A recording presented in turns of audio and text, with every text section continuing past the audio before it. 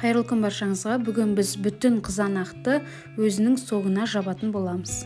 Алдымен шамамен 5 килограммдай қызанақты жуып, турап, сосын кастрөлге салып қайнататын боламыз. Өзінің суы шығады. Барлық қызанақтар суын шығарғанша қайнататын боламыз.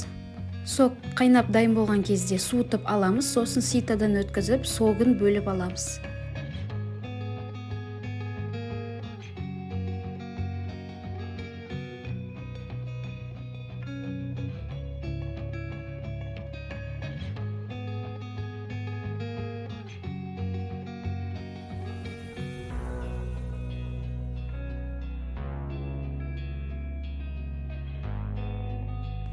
Міне біздің согымыз дайын. Біздің сок 2 литрлік банкыға жетті. Енді қақпақты және банкыны стерилизовать етіп аламыз.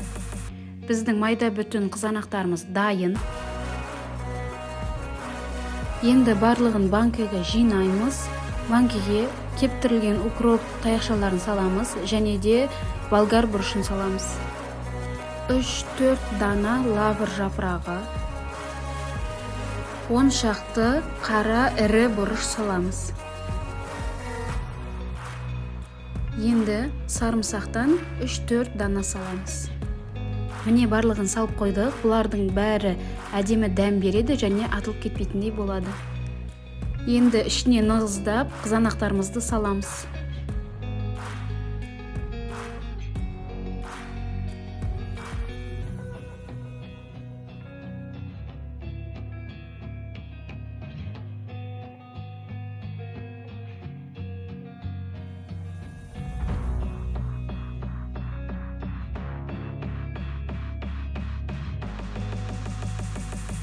Согын құймай тұрып алдымен бір рет ыстық суға булап аламыз.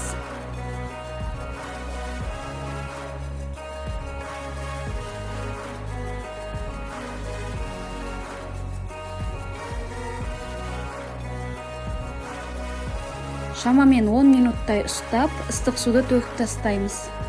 Суын төккеннен кейін банкіге 2 ас қасық тұз, 2 ас қасық шекер және де 2 дана аспирин саламыз.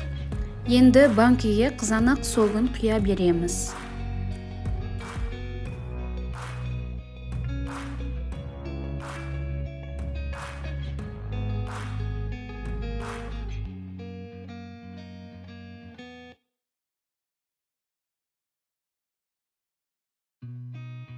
Міне банкіге сокты толтырып құйдық. Енді қақпағын жауып, қақпақты бұрап, төңкеріп қойып қоямыз.